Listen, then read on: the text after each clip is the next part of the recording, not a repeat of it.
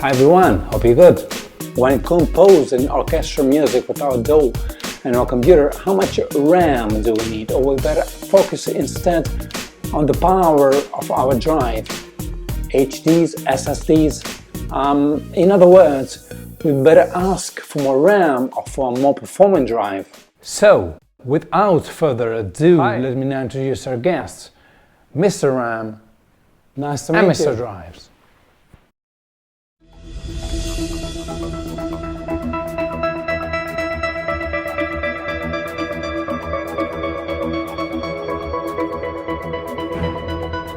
Okay, so let's dive straight in. What matters the most? Tons of RAM or the fastest drive on Earth? Mr. RAM, please. Well, to be honest with you, things have changed just a bit during the last decade. Computer music has developed, sample libraries have grown bigger and bigger, and they really need a top-notch workstation to perform in the right way nowadays. So when it all comes down to choose how much RAM we should install in our computer to compose music, I would say no less than 16 gigs, let's say. So to some extent it depends on the music genre. You're right, EDM is not so daunting, as orchestral music. On the other hand, no doubt you can still compose like 20 tracks of orchestral music just with 16 gigs of RAM. But let's face the truth, with lots of orchestral samples, MIDI messages, plug-in EQs, a compressor, burps, delays, and whatnot, your system is just gonna be a bit jerky. Let's say you'll probably have to cope with many issues. Your workflow will be much slower. You'll be pushing your DAW to the limit, and you will eventually come to a sort of snowball effect, and sooner or later all of your system will be near to a total collapse. Your requests are simply too much for it. Some years ago, I owned nothing more than a Mac laptop provided with exactly 16 gigs of RAM, and I used to write music, specifically orchestral music, with that. Don't get me wrong, I'm not saying it's not possible. It depends on many things: number of tracks, length of your composition, light or demanding sample libraries you use. But you have to trust me, it was not a fair journey. I've lost count how many times the wait icon of my MacBook Pro froze. It all was just rubbish, clicks and pops out of the ass, and I couldn't hear the playback of my music without being stopped every now and then. I just couldn't keep on working with those conditions. I assure you, it was really frustrating and time-consuming. As the complexity of my orchestral music developed, I had to improve my system. There was way too much stuff for just 16 gigs of RAM. So I decided to upgrade to 64. And I firmly believe this is the magic number to compose rich and complex orchestral music in a very comfortable way. Okay, so you'll then be able to manage many tracks, let's say 100 or more, and tons of plugins as well, isn't it?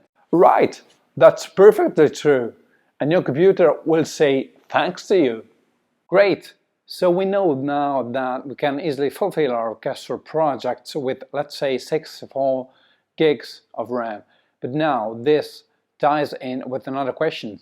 Since we have our samples squeezed in our drives, what power our drives are supposed to have then?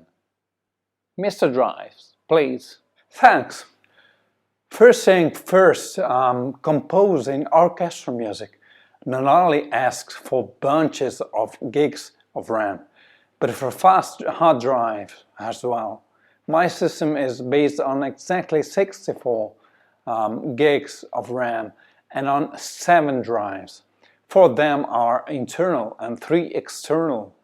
But most important is that just one of them is a real HD, meaning that I have all my samples and sample libraries on 6 SSDs, solid state drives. Now I'm gonna answer to your question with a short backstory. A few days ago, one of my drives began to have some problems.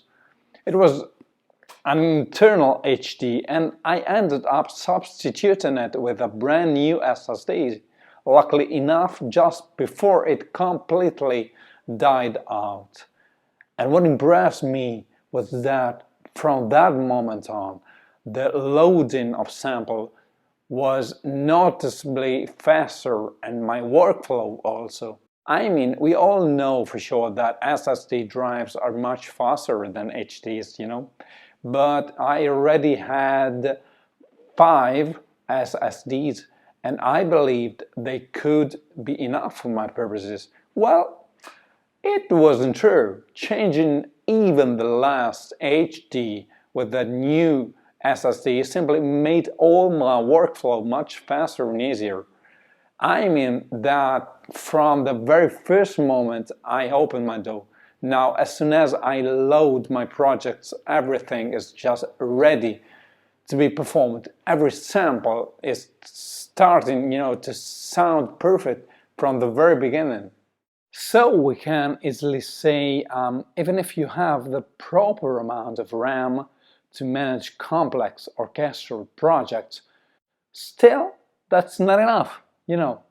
That's when SSDs start to make the difference.